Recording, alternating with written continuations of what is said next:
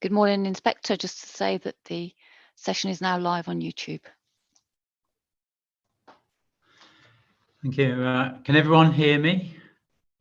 Yeah, and everyone's present. So the inquiry is resumed.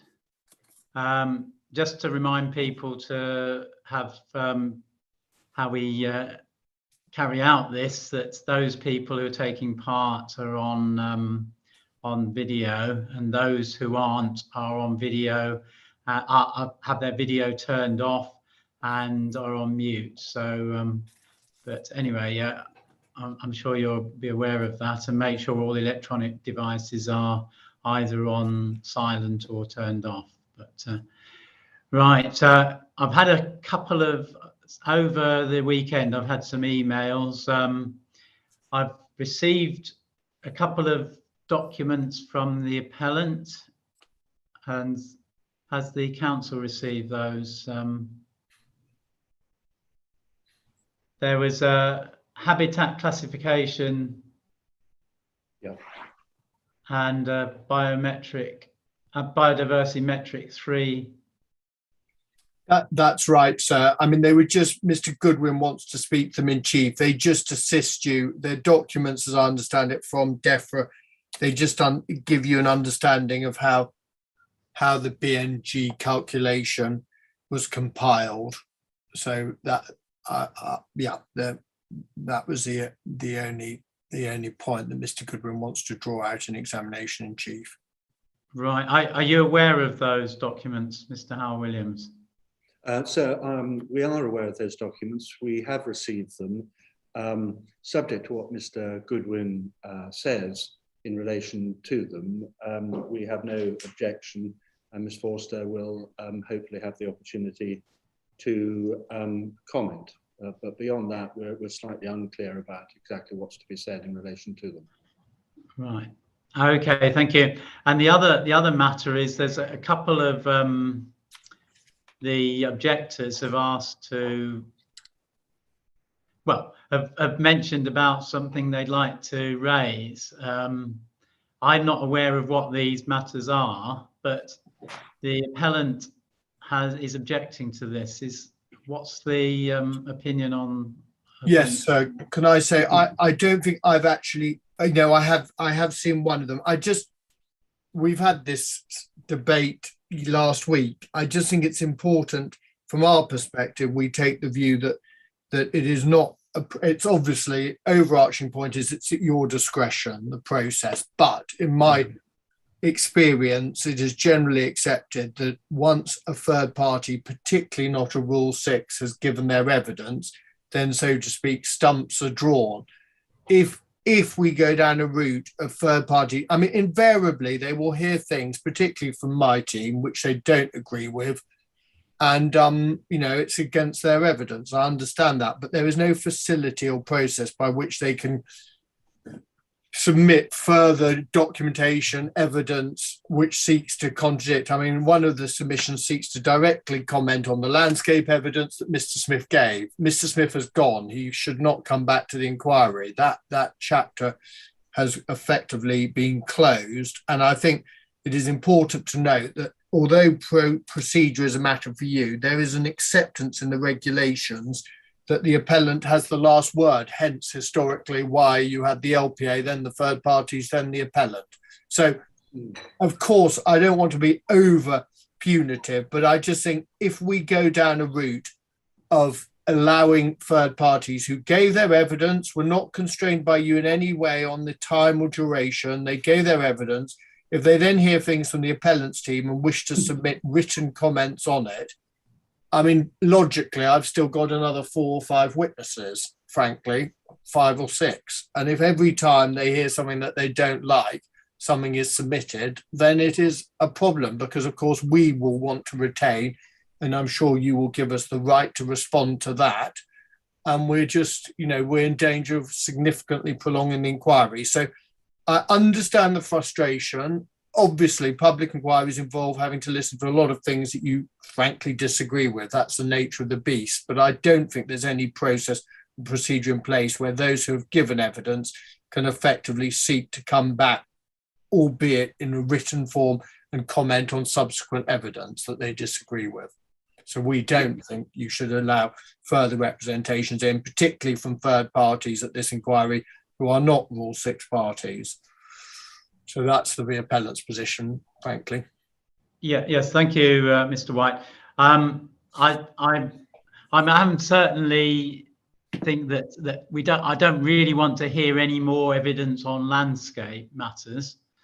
However, some of the matters that haven't been raised, I think, even though statements have been given by these third parties, I can't see that much harm in hearing further information on them, especially as they're already raised, especially from those people who've already raised some of these matters anyway as a problem, when we haven't actually heard the evidence first, i.e. on ecology matters. So, but certainly I prefer not to have new evidence. It might be just giving more meat to evidence that's already been given, but I don't think it's helpful to have new evidence unless it's evidence that couldn't have been submitted earlier.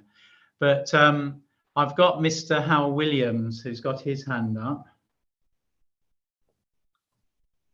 Mr. Howell Williams. So you're on mute. Yeah. Thank you. So it may help to indicate to you that you have been sent, I think, 2 short documents. One is from Councillor Crawford, and I think Mr. White has referred to this email, which was sent to Ms. Williams on the 11th of February. That relates to the issue of football pitches, landscape, and public right of way, and Tenterden Town Council. It sounds like there's a lot in quantitative terms, but in quantitative terms there isn't. It is a side and a half of email.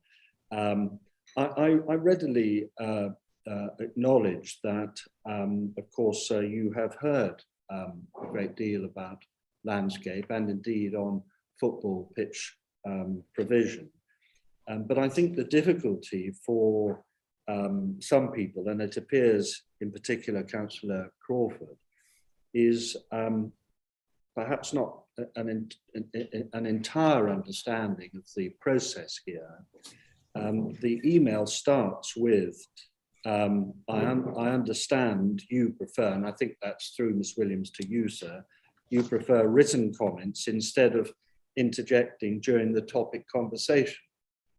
And I think therein lies the difficulty that Mr. White was saying, well, you know, they've made their evidence. Well, the difficulty in this particular inquiry is that they gave a statement at the beginning, and then I don't think that they properly understood that they might be able to ask if they had a contribution to make during the relevant evidence, as they would in ordinary circumstances.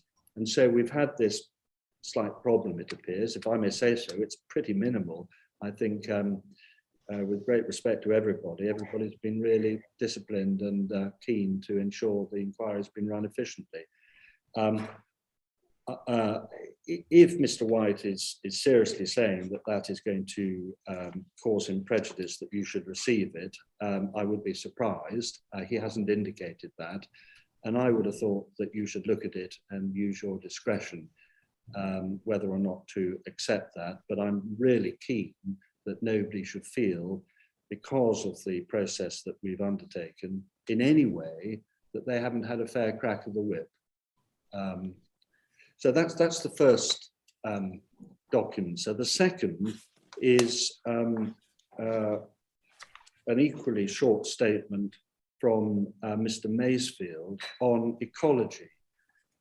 And that document starts off with, as I've understood it, he's not able to contribute to the morning's discussion on ecology. And therefore he's put this statement in. Again, my understanding is that the appellants have seen this statement have the ability to respond as necessary.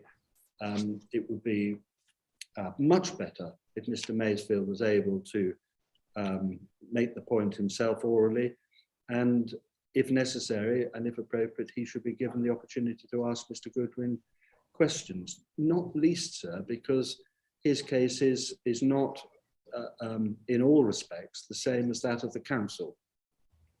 And so it's very important, if he has new points, that he should be given that opportunity. But as Mr. White has rightly said, it's entirely a matter for you. My concern is to make sure that nobody feels they've been dealt with unfairly. And Mr. White has not said in relation to this document either that there's any prejudice being caused. After all, Mr. Goodwin is here to respond to it. Yeah. Right. Before I hear from Mr. Maysfield, Mr. White, have you got anything to say in response to Mr. Howell Williams? Yes, I mean, I think we're both kind of on slightly different ends of not being too strong about it. I mean, what I would say in relation to what Councillor Crawford's statement, I'm afraid, is just frankly a clear attempt to reopen issues that we dealt with and put to bed last week. The Maysfield statement is slightly different in the sense that it could form questions. I mean, I don't accept what Mr. Howell Williams said about new points. They're not new points. It's not new evidence. I mean, Mr. Maysfield gave evidence last Tuesday, and he could have made every point that is in this letter because it refers to Mr. Goodwin's evidence last week. And I have absolutely no problem with any third party asking Mr. Goodwin questions. And I don't even overtly object to this going in. But what I would like us to follow, my primary concern is to establish the clear principle that Mr. Howell Williams has identified, that third parties, of course, can ask any of my witnesses questions. That must be right. But we also, that goes in tandem with not seeking to submit new evidence, new written evidence outside that framework, because it just leads us to constantly have to look at new pieces of evidence, and witnesses who've given their evidence have to consider whether they need to add anything else. And frankly, I think that would be problematical for the timetable. Yes. Yeah. Thank you. So I'll just hear from Mr. Maysfield. Mr. Maysfield, you've heard that? I'm inclined to agree that I don't want any more evidence on matters that have been already heard, because really it's not going to add anything now, because I've already heard it, and there would have been a chance to have put that in anyway, and it probably has been put in. I mean, the statements that have been put in by third parties anyway, the written statements will be taken into account anyway. But in terms of the ecology, you'd like to ask some questions, I understand. Is that the case? Yes. I have made a written statement, but at the time of making that statement, I was unaware of a piece of evidence that's new to us, submitted by Mr. Goodwin on the subject of hazel dormice. It's a very important point, because we had understood that there was no evidence of hazel dormice being present, and we now understand from Mr. Goodwin. Sorry, can I? Yeah, I don't really want to go into that detail. No. I just want you to say, right, there's new evidence that you didn't realise about. Yes. I don't want to have new statements made, but I'm happy for questions to be asked of Mr. Goodwin. Right. I think that's going to be the best way of dealing with it. And if that's the main concern about this hazel dormice, that is one question that you are, or whoever you want to ask on your behalf, can ask. Okay. But if you're not available, that is, because I'm not sure whether you're available all the time anyway. But certainly, I'm happy at the appropriate time in the inquiry, because it is a formal procedure, for a question to be asked of the witness, the appropriate witness. So, right. I can't unfortunately attend the whole of this discussion. I can be here for about an hour. I have to take my wife into hospital, so I can't. But well, I would like to ask that question. I've put it in writing also. I've put a series of questions in writing on behalf of our group, which I would like to submit for the discussion, which go beyond this point. But if not, I'll stick to this one. No. Well, I can. If you put these questions in writing, I have done at this point, then maybe they can be addressed at the time the witness comes forward. Yes, I would be entirely happy. And then I'll determine whether they're appropriate or not, because they might be introducing new evidence or whatever that isn't fair. But yes, indeed, I'm entirely happy if you can confirm you've got the questions. Well, I haven't got the questions because I'm not actually taking on any of this on until I've actually agreed it with everyone as to how we're going to do it, because I want to make sure everything's fair, the whole procedure is fair to everyone. Indeed. That's not just the objectors and the council, but also the appellant as well. So I need to make sure that everyone's got a chance to be able to address these matters sufficiently. But anyway, so that is a procedure that could be taken on board, but I've got people's hands up. I think Mr. Howell Williams first, and then Mr. White after that. So, Mr. Howell Williams. Yeah, so it was just to come back in relation to the comments from Councillor Crawford. So I don't think what I was suggesting was quite as soft, as it were, as Mr. White was suggesting to you that it was. My concern, a very firm one, that you should look at this very short document before rejecting it. The point is that Councillor Crawford had thought that he was not able to have any role or any part in the round table. And that was his misunderstanding, because he could have done. And what this email is he makes one or two points in relation to what was being said about the town council's part in the question of football pitches and so on. And I do think, to Councillor Crawford, that you should look at that. And as I say, so sorry, this is more to do with the sports one, the sports round table. That's right, sir. Yeah. And it really is a sort of 5-minute look at the document. And I think, with great respect to everybody, unless there's some serious prejudice, every case on its merits, this isn't one where I see any prejudice to the appellant's case. And if they want to respond to it, they can, of course, and indeed should be able to by reference to any note to an inquiry. Yeah, I'd just like to emphasise that this. Yeah, sorry, Mr. Howell Williams. I just want to emphasise that this isn't the way I intend to proceed in the future, because it's just not going to be workable if I keep accepting new evidence all the time, or even people's comments. But certainly Tenterden Town Council, if he's, I mean, I didn't even know he was actually acting on behalf of Tenterden Town Council, because he was acting more on his own behalf. But anyway, but certainly if they're sorry, Councillor Crawford now. Yeah. So if I can just clarify, and that is that yes, Councillor Knowles is the one that's representing Tenterden Town Council, and I'm representing Tenterden South Ward. But naturally, Councillor Knowles can't always attend all the sessions, and during that event, then I'm sort of deputising for him, just to make that clear. Yes.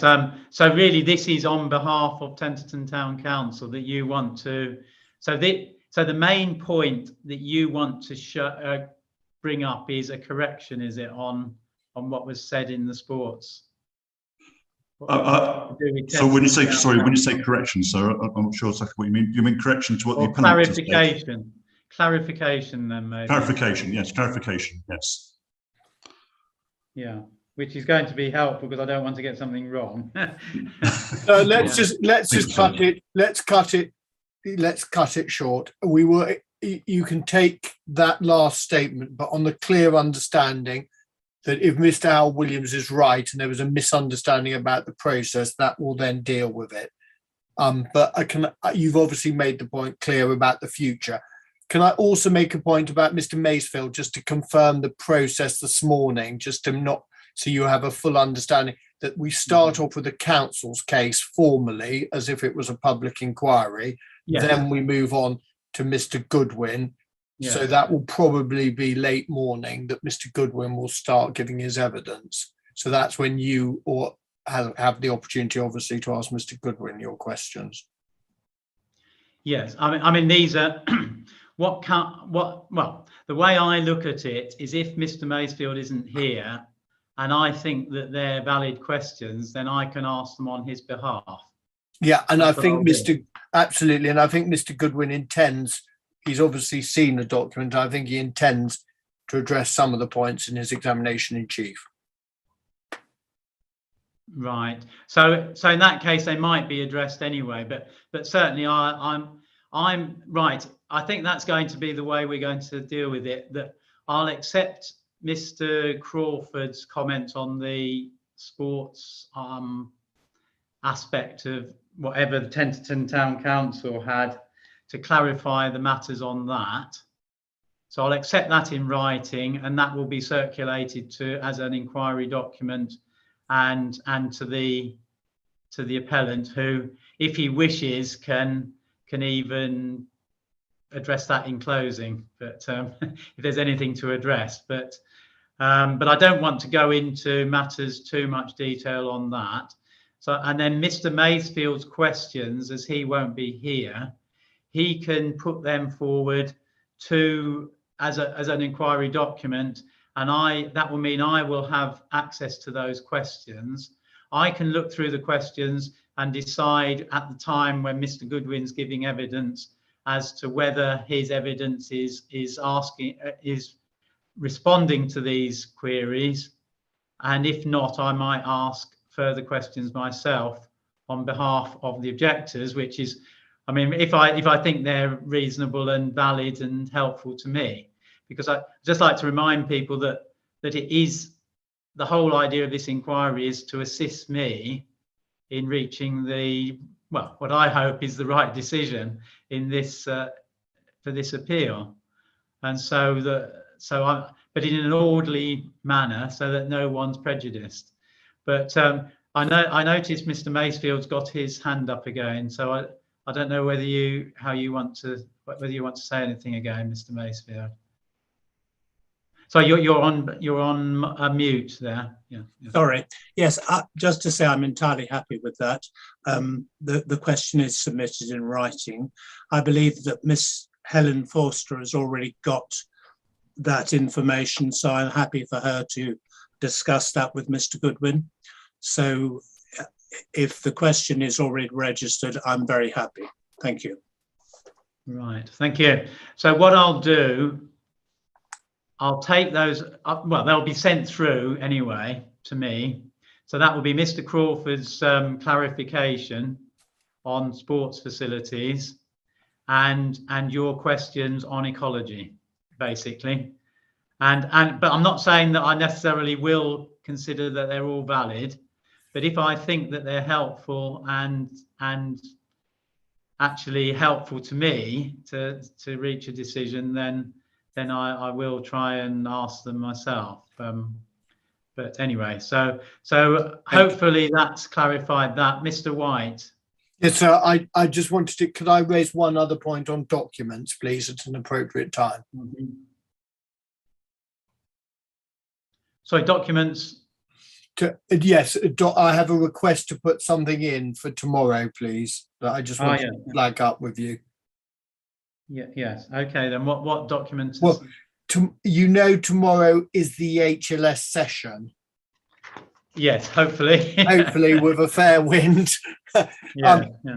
In Miss Goodyear's rebuttal, she puts in the Willsborough Road decision notice. There was a planning permission granted by the council at Willsborough Road, which goes obviously as material for supply. Mm-hmm. And Mr. Taylor wants to make reference to the 106 and the planning officer's report because it affects the trajectory. There will be a debate about the trajectory in relation to that site. And we feel in order for you to come to a view between the evidence of Miss Goodyear and Mr. Taylor,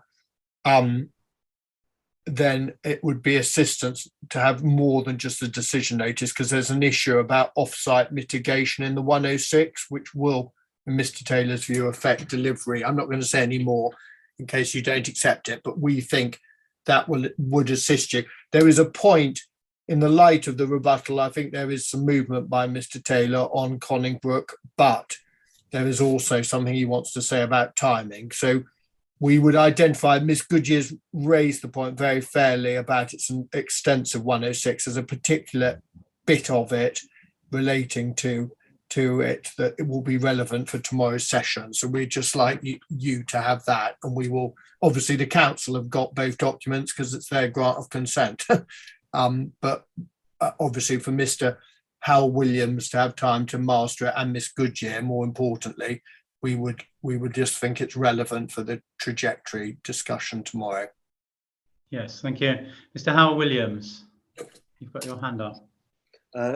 Yes, sir.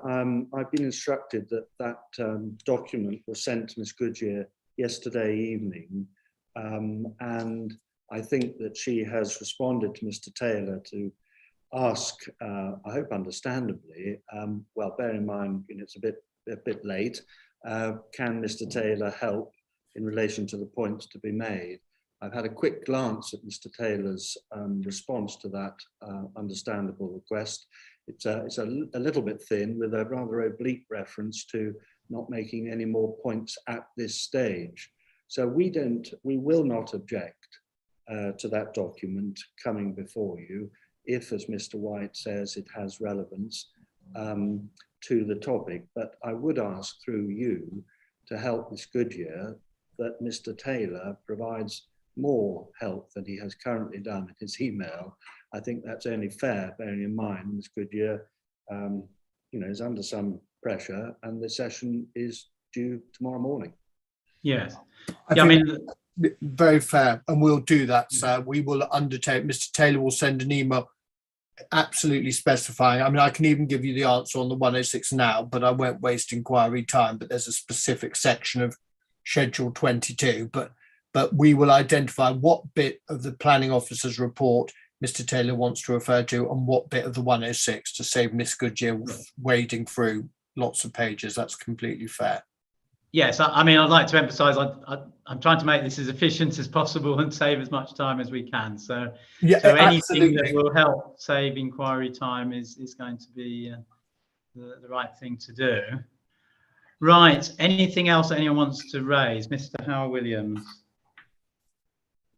So yeah, just very quickly, I'm not sure, and I do apologise if I have got in front of me the up-to-date timetable, but I was just looking ahead, and I noticed that tomorrow we have the housing roundtable session, and then we have Mr. Marshall.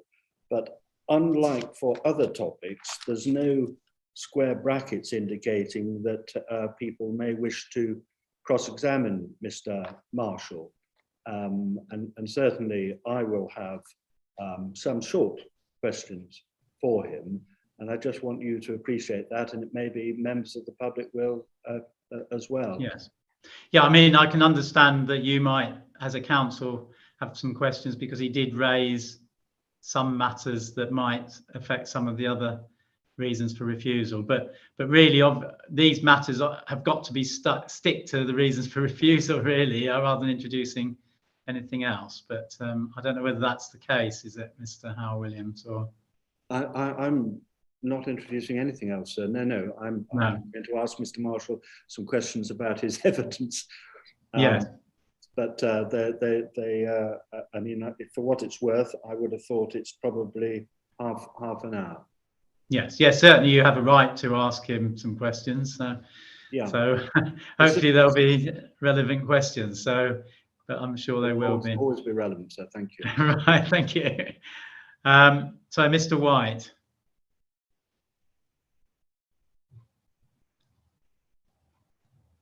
Sorry, Mr. White, you're on mute. Yes, sir. Thank you. So that's the first time the council have indicated they do want to ask Mr. Marshall some questions. It must be right they do so, but it must be then that the Mr. Marshall session is a formal inquiry session, because the whole purpose, the mechanism of a Q&A was to deal with concerns from the third parties that were not corroborated or supported by the LPA. That was why, and Mr. Al Williams also has not identified. The first thing after the roundtable is actually Miss Stotton, who's going after. She's due to be in the morning session at the end of the roundtable. So we have her question and answer first of all. And if you look at the mid-morning session. Oh, right. Yes, I think that might be a slight yes. We've finished that because it's gone on to, yes, that's after the round table. Exactly. Yeah, after the round table. Yeah, I can see there's a bit of a misunderstanding because that's in that one session, isn't it? It is. To the 1 o'clock, yes. So we had programmed 3 Q&As, all on the basis they weren't involving the LPA, heritage, accessibility and drainage. Yeah. Yes, I mean, obviously that is the program, but of course it might, I mean, Mr. Hal Williams has given you the undertaking that his questions will stick to reasons of refusal, but I do think probably then I'll need to call Mr. Marshall, and it might be fair in a way. I mean, frankly, having had no indication that Mr. Hal Williams wanted to ask Mr. Marshall anything, I frankly am at a slight loss to know what to do and if I formally call him an examination in chief, but I'll reflect on that. Right. Okay. Anyway, you might. Well, you've got a little bit of time to think exactly. about it. I've got the whole HLS roundtable to think about it. Well, yes, you might want to. Well, I don't know whether you'll be involved in that, but we'll see. Mr. Howard Williams, we keep on with this discussion, but yeah. Well, only very, very quickly, sir, and I'm sorry that I didn't pick this up before. I hadn't appreciated, sir, that there was some third category of evidence giving that's slipped through the cracks, as it were, that certainly I had no part to play in agreeing. I can't remember being asked that there should be some separate category or format for evidence giving called a question and answer. I understood, sir, you had said that there would be a roundtable session, otherwise it would be formal procedure. When yes. I saw Q&A, I thought that's formal procedure. And, well, I must admit, I thought it would be a bit more formal, in that Mr. White would introduce his witness, possibly go through a little bit of the evidence, then have questions, and then maybe re-examine on anything that he wanted to. So I thought it would be in that procedure anyway, even though it was given as question and answer, just to help those people who aren't familiar with, well, it wouldn't be necessarily cross-examination as such, because it'd be questions from third parties, but anyway, read it as being that's how I was led to believe it would be run. But these are witnesses that Mr. White's calling anyway, to address matters that he thinks I need to know about, and I think probably I do. Also, people are interested in those. Yeah.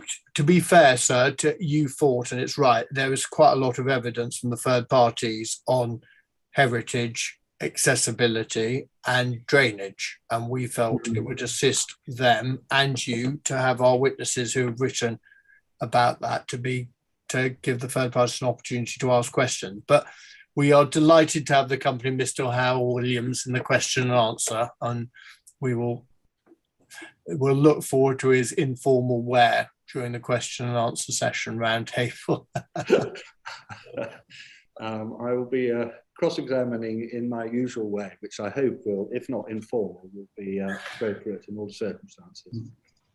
Right. Anyway, I think I'd like to move on from that now. and I'm sure we'll be able to sort this out when we get there. But if I can move on to Mr. Hal Williams, witness on ecology, then please, if you'd like to call your witness. Thank you.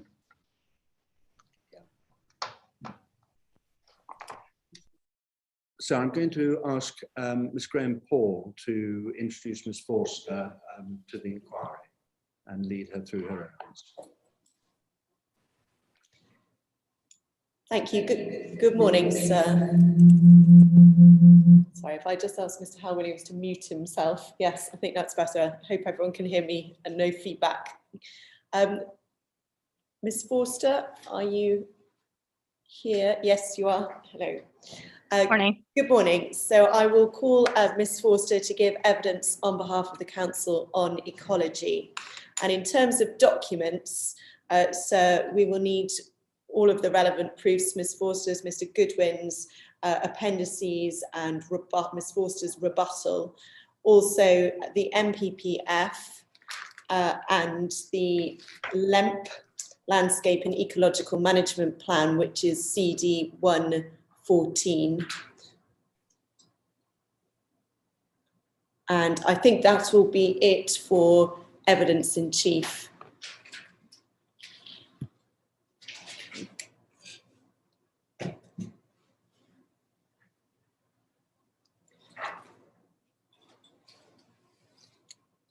Thank you, sir. So I will introduce Ms. Forster by reference to paragraphs 1 and 2 of her proof.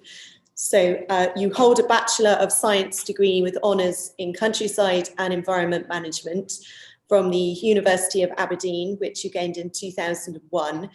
You're a full member of the Chartered Institute of Ecology and Environmental Management. You have over 14 years of experience as a local authority ecologist, and you've been employed by Kent County Council's service as biodiversity officer since 2007. And within this role, you provide impartial ecological advice to Kent County Council planning officers to ensure compliance with biodiversity and protected species legislation, policy and best practice.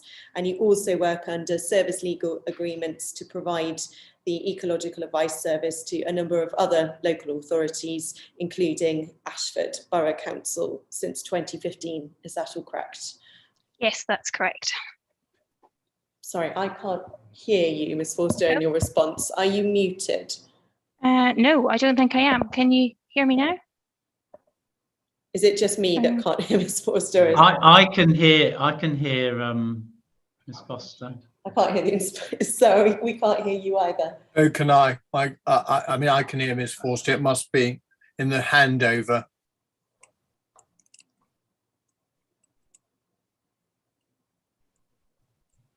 Can somebody just speak now and then we Yes, we can all hear Miss Forster. It's just obviously your end. Okay. I think we've rectified it to some extent. Thank you. Okay. So I think my lip reading suggested that you said yes. Yes, that is correct. All right. And in terms then of this application and the previous application, you were the consultee for ecology on those and provided the relevant comments to the Borough Council, as you've set out in your proof, and we won't go through those. You've dealt with in paragraph 6 the 2 relevant reasons for refusal to your evidence, 4B and 5. 4B is the trees reason for refusal.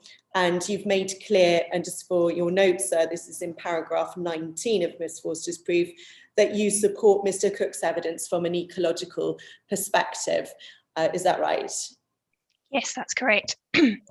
We're not going to go over anything, sir, to do with the tree matters with Ms. Forster's evidence, other than to note her support for Mr. Cook's position.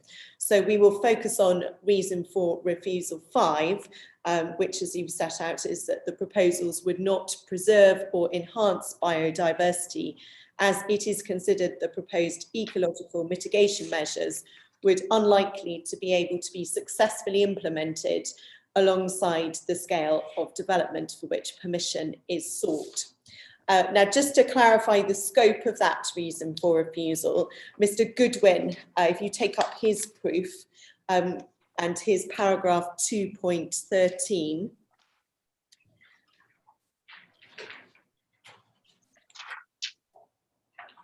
Yep. Yes, And- I've got it. Yeah, and he helpfully seeks to clarify the scope of this reason for refusal with two key considerations. He says the first consideration is that the wording of the refusal doesn't suggest that it's impossible to deliver enhancements to biodiversity within the site. Is that your position? Do you agree that's not part of the council's case? No. And secondly, he says that the second consideration is that the reason for refusal does not take issue with the ecological baseline. It simply states that the measures proposed will be unlikely to be successful alongside the scale of the development. So in terms of taking issue with the ecological baseline, including the survey work that has been undertaken, and obviously we've had more recent surveys than this reason for refusal that have come in subsequently. What's your position on that? No, I don't dispute the ecological baseline of the site or the surveys that were undertaken as part of this application. Yeah, and that includes dormouse surveys and all of the things that have come in since the reason for refusal was drafted. Yes, paragraph 13 of my proof provides details of the species and habitats that were recorded within the site, and obviously, but not obviously, but they have been subsequently been updated. Yes, so I think you want to add a few things to your bullet points, which start on page 7 of the proof in light of the more recent survey work. So you've set out a range of habitats and species there, and if you'd just like to explain to the inquiry what else needs to now be added in light of more recent surveys. So in addition to the list, it is worth highlighting that obviously as part of the 2021 surveys, roosting bats, pipistrelle bats, common pipistrelle bats were recorded within the site, and dormice were also recorded or presumed present within the site, within the southeast corner of the site when one of the bat surveys were being carried out. Just pause there, Ms. Forster, just so we can make sure we've got a proper note of this. So we've now got roosting bats within, where are they? Oh, apologies, I haven't written that down. Oh, well, don't worry, we can always check that. Yeah. But, we got roosting bats, and you mentioned pipistrelle bats. So yes, common pipistrelle bats were recorded roosting within one of the trees within the site, and dormouse as well within the southeast corner of the site. And also as part of this discussion, it's obviously it will be worth highlighting that as part of the section common ground agreement or the updated surveys, it was agreed that those strips of acid grassland were incorporated into the new areas of neutral grassland. Although there was acid grassland indicators recorded, it was accepted, it was all considered as part of the whole grassland. Okay, that's helpful, thank you. So we've got strips of acid grassland incorporated as well within the grassland. Okay. And just overall, I know there's no dispute between you and Mr. Goodwin as to what's there on site from these surveys. What's your view in terms of, I think Mr. Goodwin suggested in his paragraph 5.37 of his proof that the site is not particularly unique or important in any way. I mean, what's your view about the range and variety of species present? Well, I think that list in paragraph 13 of my proof highlights the range of species and habitats which are present within the site, and I think that makes it a really interesting site for those species. That range of species is unusual to a lot of the sites that we quite often look at within Kent, which, for example, might be just an arable field. So this site is a lot more interesting species and habitats than many of the sites within Kent. Thank you.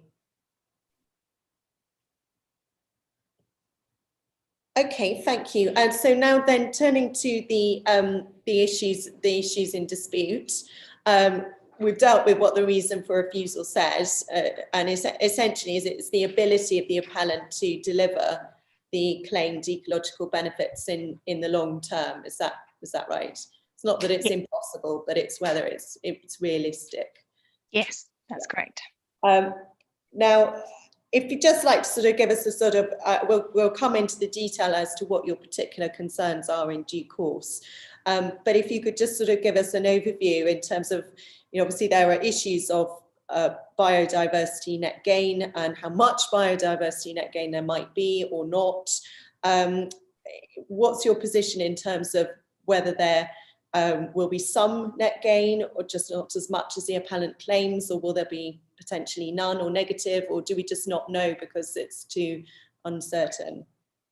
I think in answering that question, it's worth highlighting that we don't disagree that the active management of site that with a focus of biodiversity is beneficial, but from the perspective of this site, where a large proportion is proposed to be developed for residential use, my concern is that it will not achieve the net gain that it is proposing to achieve or anticipating achieving within the submitted documents.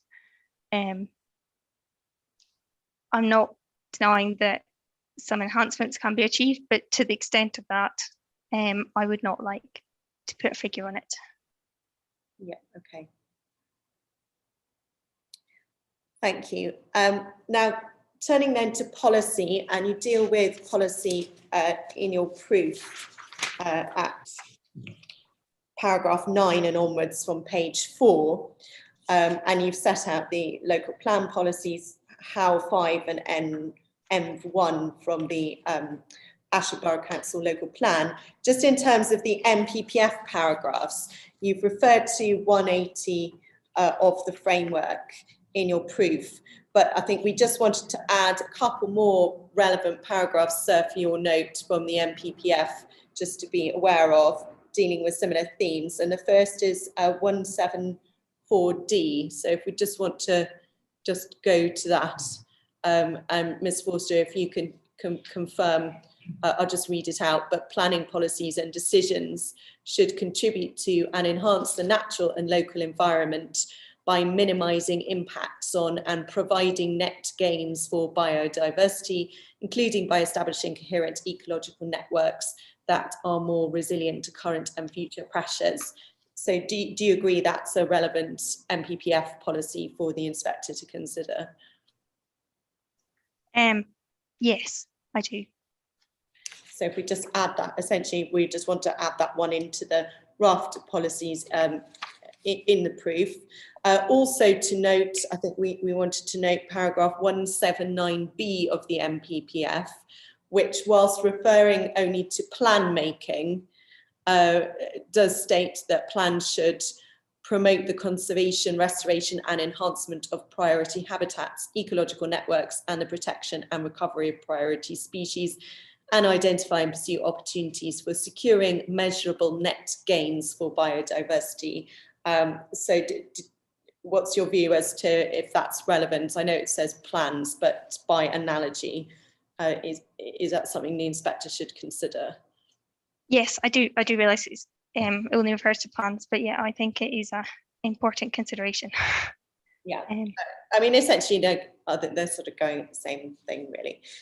Okay, so 174D and 179B.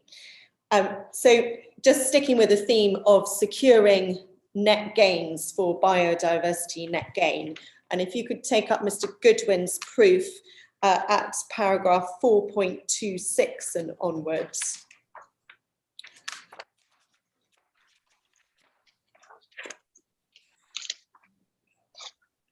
And he notes of particular relevance to the appeal proposals is the requirement for biodiversity gain to be met.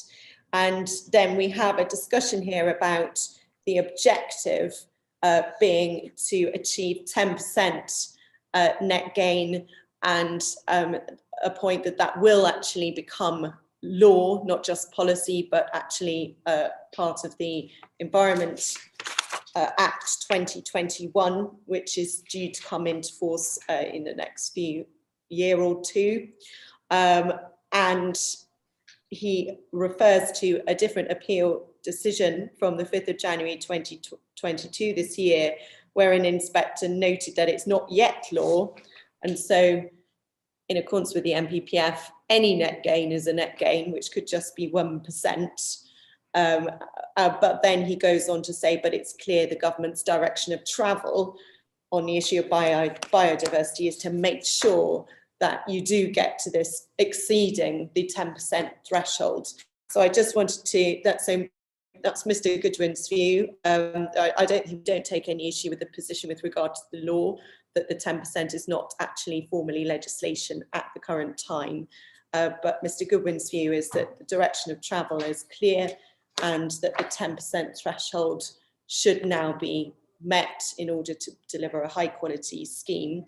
And I just wanted to get your view on that and whether you agree with him.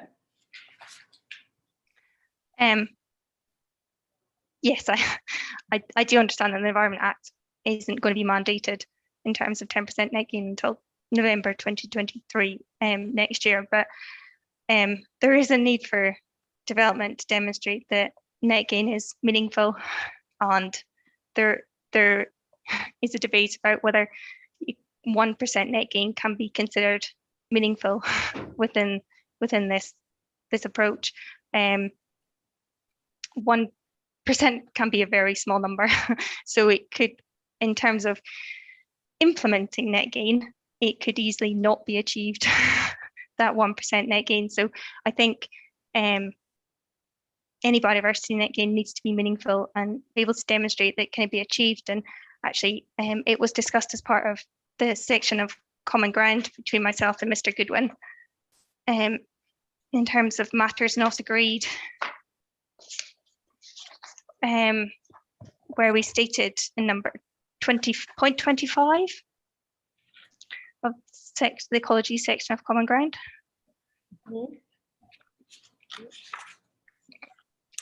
Where we stated that the LP does not agree that a net gain of any level be policy compliant, as development needs to be considered in the context of the whole paragraph of 174 of MPPF, which states developments minimising impacts on and providing net gains for biodiversity, including by establishing coherent ecological networks, are more resilient to current and future pressures.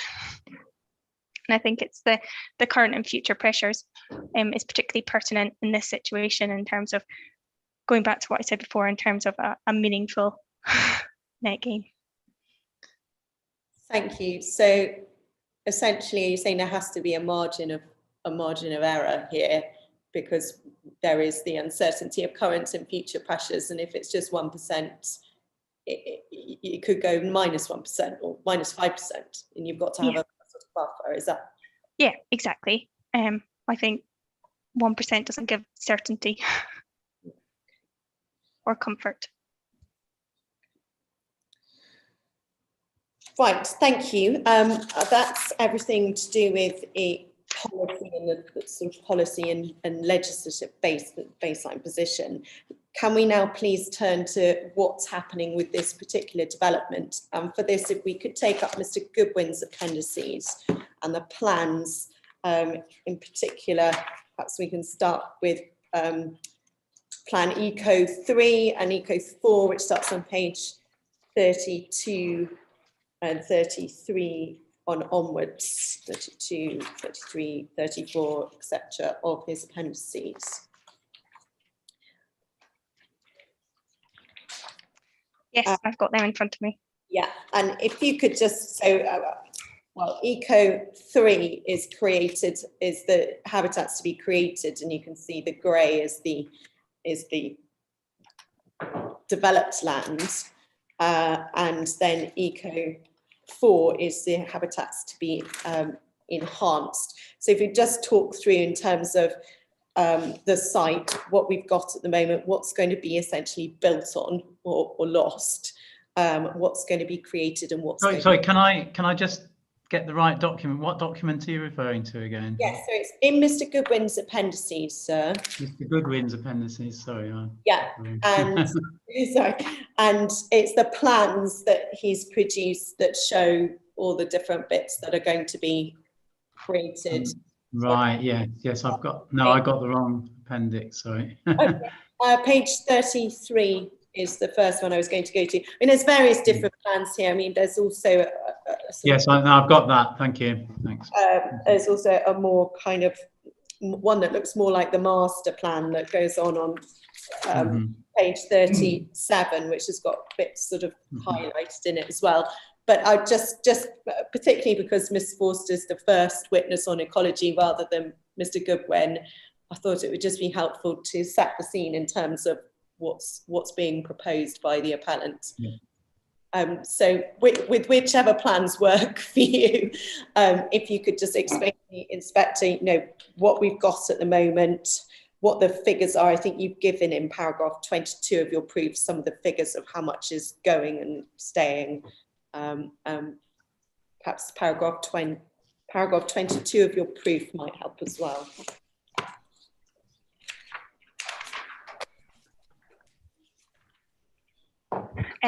So yes, as highlighted in paragraph 22 of my proof, currently there's approximately 20 hectares of neutral grassland across the site, which is actually shown in, apologies to go back to those plans, in plan ECO2, it shows the baseline habitats.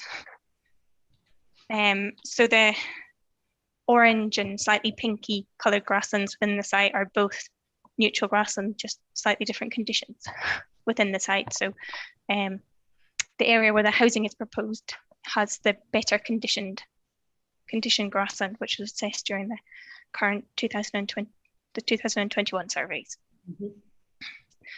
So that highlights the current extent of the grassland. And then in plan ECO4 identifies the areas of grassland which are proposed to be retained and enhanced as part of the proposed development.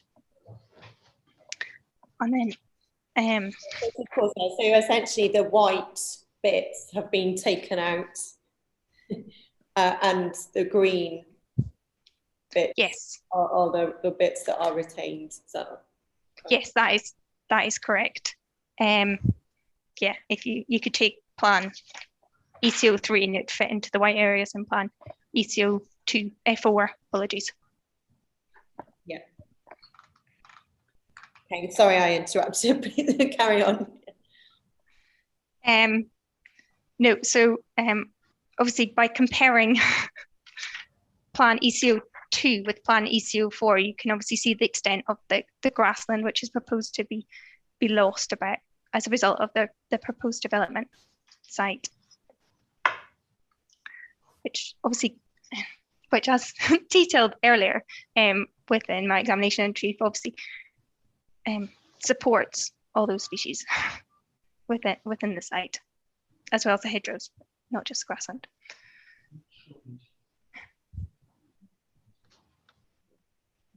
So in terms of figures, you've given the figures in paragraph 22 of your proof that 6.71 hectares of neutral grasslands would be lost out of 20 hectares currently within the site. Yes, apologies. Yes, that is correct. So the white area is highlighting that where that area of that over 6 hectares of grassland will be lost as part of the development. Yeah, so yeah, just over a third of the grasslands going. Okay. And then in terms of what's going to be done to make up for that loss, do you want to talk through what's proposed? Yes, so it's probably best highlighting that intention. The intention is on plan ECO4 is obviously to enhance the retained habitat, which is both within the area of the country park identified and within the housing development footprint.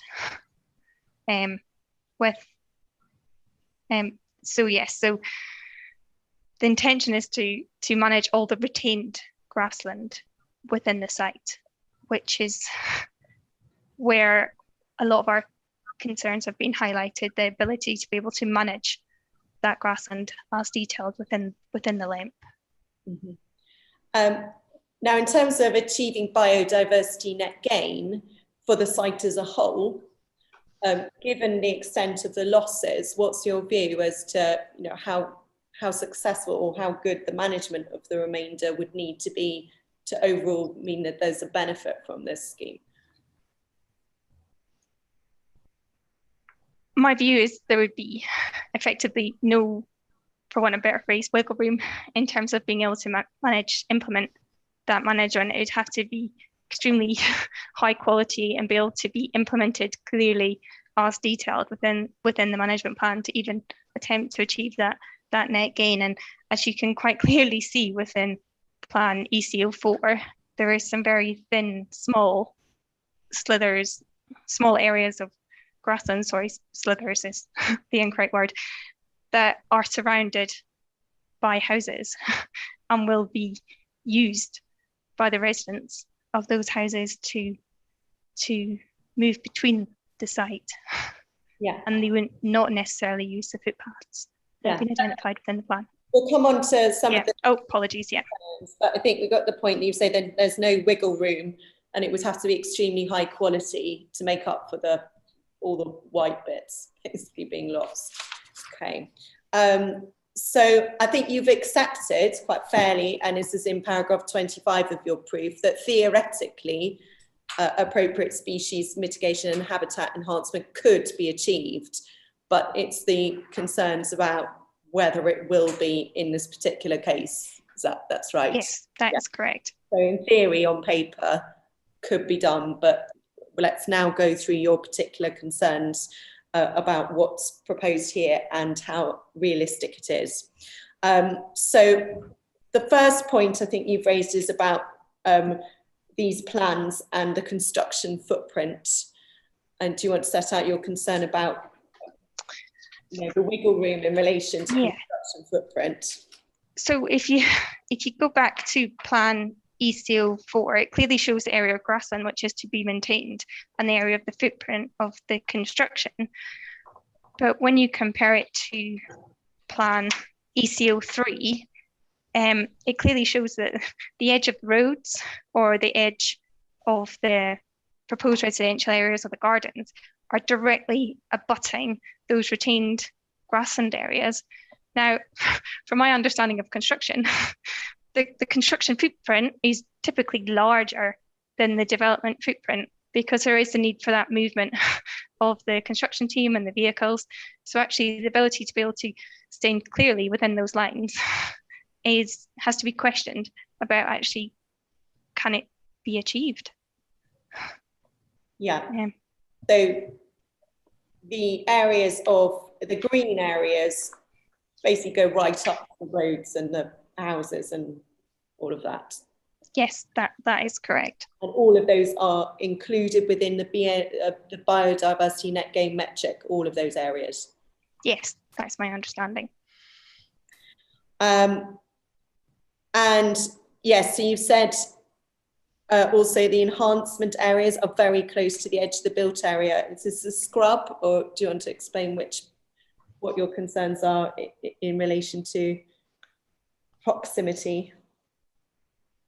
I think it is generally that to go back to what I said before, probably that wiggle room, that ability, that closeness between the development footprint and those green areas just means that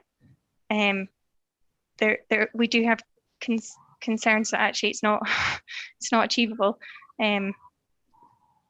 during the construction to avoid the impact, or during the operational phase to actually avoid the impact from recreational pressure, which is obviously another concern that I'd previously raised. Yeah, and obviously we know in relation to the western part and the residential part of the development, this is an outline application. So all of this layout that Mr. Goodwin has assessed and fed into the metric could change, couldn't it? Yes, I understand that the current layout only shows I think it's approximately 141 dwellings. So obviously this development is up to 145. So there is that risk that the footprint increases, the development, the residential area footprint increases to increase those number of dwellings, or the sizes of the houses change, or the garden areas. There's that the layout obviously being outlined is not fixed. And obviously the discussion has been had previously in terms of the public right of way layout through that area and how that would impact.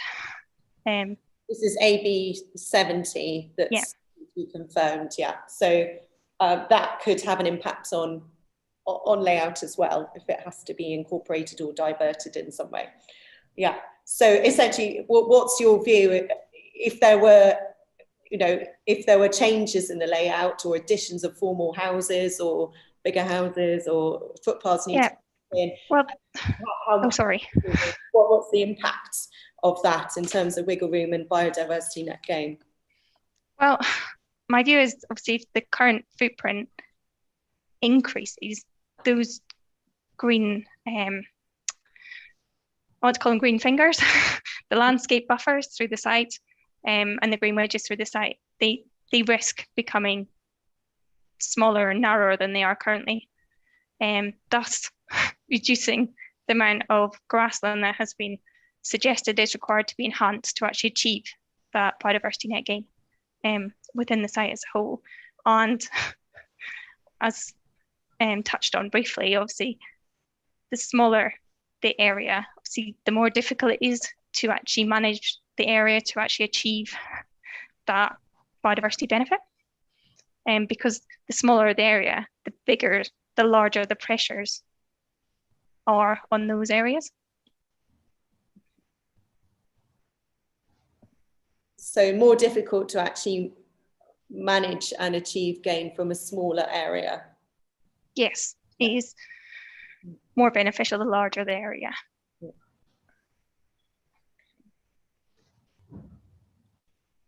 Is there anything else on the point about, you know, the actual footprint, whether that be construction footprint or uncertainty due to layout not being finally confirmed?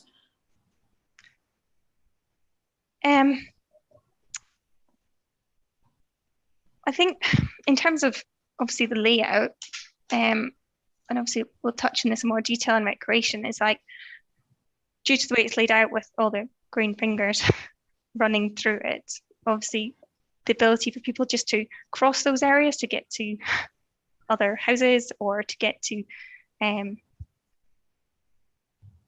into Tenterden or through the town or into the country park, that movement through it, it does, although there's footpaths, it does encourage, people are ultimately lazy and will take the quickest route.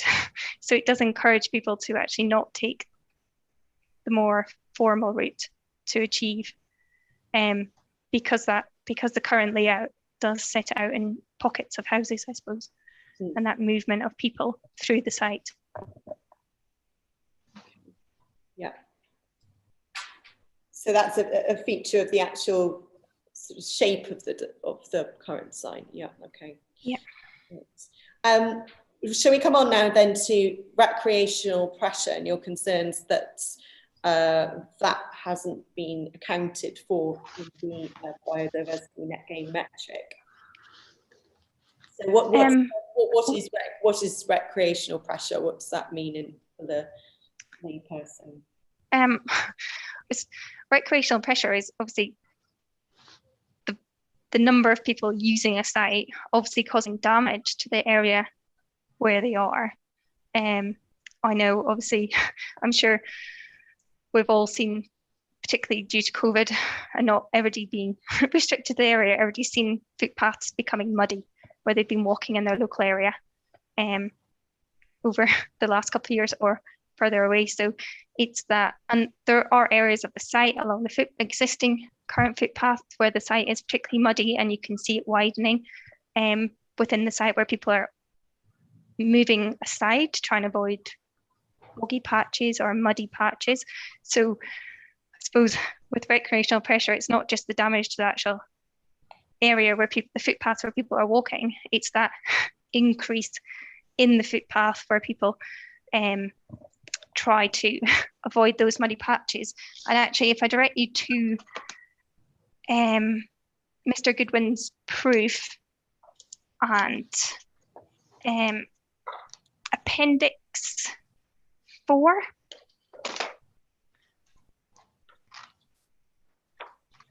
If I just find the correct picture to direct you to, there are some photographs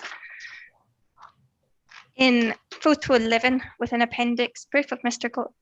Goodwin's proof. It's a picture of a footpath next to a swale, and you can see the area of grassland directly next to the footpath is obviously shorter and not in similar condition to grassland further on. And I do understand that that is moving down to swale, so it's just slightly different habitat, but it's a good illustration of how grassland next to footpaths can be. So can you say what page it is? Oh, sorry, it's page 148. Yeah, it's right to the back, it's if you go right to the very end of. Yes, I've got that now. Yes, yeah. And it's right. Yes, I've got that. Yeah. Do you want to just go through again your concern? Yeah. So it's a picture of a footpath, which is going down to, I think, a swale or a water body. And you can see the grassland that is directly next to the footpath is a lot shorter than obviously the grassland next to it, and it's compacted, so it's either widened to benefit the user, mown to benefit the users of the site, or when people are trying to avoid people, they are walking on that area of grassland and therefore compacting it, so the grassland doesn't have that same quality as grassland next door. Yeah. And in the case, I mean, that's obviously next to a formal surfaced footpath in that photograph, but as is currently on the site with the alleged footpath AB70, for example, which is quite clear when you go on the site at the moment where the route goes. What's the effect where people just take a route that they create for themselves over time? Yes, so obviously, yeah, there's two examples. There's obviously the proposed AB70, and obviously the footpath, you can just follow it around the site without knowing what the route is. And the grass is all compacted within that area. It's quite clear. It's quite a clear route. And then equally on the existing public right-of-way going across the site, there is areas where the path is quite clearly widened due to areas where it has got muddy, and people are obviously trying to avoid the mud. Yeah. Now I think Mr. Goodwin needs to deal with this point about people essentially trampling all over the new grassland by saying, oh well, we can create soft pathways, he calls it, through the wildflower meadow, for example. This is his paragraph 6.8, and I think it's also in the LEMP, where he says, you know, we'll kind of mow out some informal paths for people and hope they stick to them. What's your view on the success of that? Well, first of all, have any pathways or soft pathways been incorporated within the BNG assessment or metric to date? No, to direct you back to plan ECO4, it's quite clear in the country park area that there's no footpaths proposed within that area. So the BNG assessment has worked on the assumption that everything has been incorporated into it. Whereas my understanding from the LEMP is the footpaths will be a minimum of 1 metre wide. So obviously a metre timed the length of the country park area plus the circumference, obviously quite a large area. Sorry, I don't have the maths at the top of my head, but obviously that's quite a big area, and to take that area out of the biodiversity net gain metric, obviously that is likely to reduce that intended biodiversity net gain So no paths included, but even if, let's assume that, I mean, as I said, the secondary point is even if the appellant does put in some soft pathways or whatever in the country park, what's your view from your experience as to whether people inevitably always stick to paths, or you know, how porous is this type of site? Well, obviously it depends how people use the site. So some people, yes, might do the same route every day, but other people could decide they do not want to do that route and they will create a new one and they'll walk through the path, in which case other people are more than likely to start following it. I'm sure everybody's used similar paths because it's the great least resistance in terms of following, in terms of going a walk, and they might decide to do a different route. Or it's an open space. It is, the intention is, I understand, to be freely available to everybody, therefore there is no restriction. So people and residents and visitors alike could just go across the whole site regardless of whether there's a path there or not. Yeah, and in terms of the residents, obviously we've got certain houses. Sorry, you're getting fainter and fainter there to me. I don't know whether that's, if you can try and get nearer the mic, it would be helpful. Thank you. Thank you. Can you hear me now? I can hear you. Well, I could hear you, but you were getting further and further away. But Okay, yes, I will yeah, project and sit closer to the camera. right, thank you. Thanks. So in terms of the residents who will be able to access the county park from their houses, what's the position with regard to their likelihood of using set paths to get into the county park, or desire lines? Do you have a concern there? Yes, so obviously, well, there's residents from the proposed development. Obviously, I've touched on this earlier. They're likely to take the least, the line of least resistance. So if it's quicker for them just to cut across, I'll call them the green buffers, the green fingers, to join another path to then go into the country park, they're more likely to do that and create their own paths into those areas, as opposed to walking away, for example, walking away from the country park to then join a formal route to walk into it. It is more than likely that people would do that. I mean, it's already a case on the site as it is, because of that there's that proposed footpath AB 70. So obviously there's examples of people where they are following paths that do not formally exist within the site. Yeah. Okay. Thank you. And car parking is another concern on pressure, which you wanted to draw the inquiry's attention to. Yes, so the country park's obviously there for the proposed country park is there for the proposed residents, but it's also highly likely, as it's already used by residents of Tenterden, that residents within Tenterden will also continue to use it. Some of those may walk in, but others may park. There's a car park proposed as part of the sports pitches. So there's areas for people to park, and likewise, people could just park in residential areas to access those areas. I've personally done it myself when I went on site visits. I've just parked in a residential area nearby. That's not to say that people wouldn't do that within the proposed development area in terms of parking. So there is that opportunity to increase the area for potential recreational usage within the proposed open space, which subsequently would enhance the impacts from pressure from people using the site and those footpaths, but also potentially, if people are not parking properly, also damage the grassland from parking on the side of verges as well. Thank you.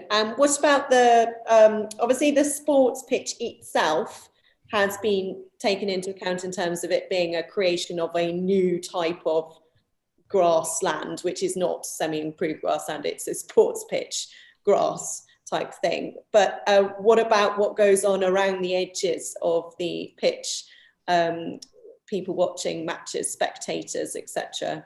What's your view about pressure and impact on the grassland from them? Similarly, although within the metric, they have acknowledged the fact that the grassland around the football pitches, particularly in the south of the site, on the north actually, sorry, will not have similar grassland habitat because of spectators and that impact from use. The only exception being is the football pitch that's kind of in the centre of the site, obviously. Just to the north of that proposed foot pitch, they're suggesting that grassland will be better quality than the grassland surrounding the football pitches to the south. But there's, we've all stood around football pitches or rugby pitches at some point, and you can get a lot of spectators around them, obviously creating those muddy edges. Yeah, okay, thank you. Anything else on recreational pressure that we haven't covered, or we'll go on to the next? No, I think, yeah, no, I'm happy. I don't have any further points in that matter. Good. Conflicts of management is your next concern. Obviously, you've identified a number of species of flora and fauna on the site, and in terms of that need to be or are proposed to be managed. What's the concern about potential conflicts? It's not easy managing a site to benefit biodiversity. There's so many different species requirements and habitat requirements to actually get optimum, to make an optimum habitat for all these species. For example, then the intention is to enhance the hedgerows, and by enhancing the hedgerows, because currently some of them are quite gappy, you'd be probably looking at making them a lot wider and bushier. So there is the risk that by managing those hedgerows to make them much better for the species there, that you actually potentially result in a decline in the grassland directly under those hedgerows because of shading. For example, obviously, and reptiles are present on site, and the intention is to create a kind of scrub mosaic in the eastern tip of the site, and it has the plans have acknowledged that creation of the scrub will obviously result in a loss of grassland, but the intention is for that area to be managed to benefit reptiles, and obviously by managing to a site to benefit reptiles, typically you want it to be more tusky grassland, and typically those grasslands are mown less frequently than once a year, so it's a kind of rotation every 2 or 3 years. So the intention is for the grassland to be mown to be managed as a meadow, to allow the flowers to set seed and then be cut back, and then those arisings to be removed. Obviously that's not possible within tusky grassland on that regular basis, because actually some of the sections won't get managed for 3 years to create that habitat. So there's that balance between how you manage a site for different species to actually enhance it all, and actually there's the question about whether the grassland within those areas, which are being managed less frequently or result in shading, for example, from the hedgerows, will they actually reach the quality of the grassland that's intended within the biodiversity net gain to achieve that enhancement. So overall, what's your view as to how ambitious this management strategy is? I think it's very ambitious. They're intending to achieve over 13 or 14% biodiversity net gain to actually, with the loss of that over 6 hectares of land. It is hugely ambitious, and I understand obviously as part of the discussions about sport, there's concerns about obviously the implementation of the management company to implement that management. So it's not obviously about just what the management is, it's obviously about implementing the management and implementing it for the required time. The The biodiversity net gain clearly sets out the time periods intended for how long habitats will take to establish and meet those requirements. And that goes up to, for example, 30 years for the management of the orchards to get it into the desired condition. So it's not just a suitable management plan, and it's the ability to implement the management plan for the time required. Thank you. So just for your note, in terms of what we understand is proposed for delivering the management, it's that it would be certainly in relation to the county park and pitches eastern part, it would all be tied into this management company or owner management company, which does not yet exist, which was subject to the roundtable discussion on sport on Friday and policy IMP4. So I don't propose that Ms. Forster deals with that point. We can return to it in the context of the section 106 discussion if necessary. That's still subject to revisions, is not yet complete. But just to note, Ms. Forster's evidence is on the basis of what has been proposed in the application documents, but all of that in terms of implementation and ongoing maintenance will be subject to the success of the management company and those concerns that were raised on Friday. But we won't deal with that in this session. Mm-hmm. But it's piggybacks essentially off the sports session, if that makes sense, I hope. Right. Yeah, thank you. Okay, thank you, Ms. Forster. Unless there's anything that I have missed that you feel you wish to raise now, those were all of my questions for you. Is there anything you? No, I think I've covered everything. Okay. Right, thank you. I've noticed the time, so what I thought we'd do is we'd have a break of about 15 minutes. So I'll adjourn until 11:15. So, and then there'll be Mr. White asking you some questions. Right. Thank you. Thank you for that. So the inquiry's adjourned until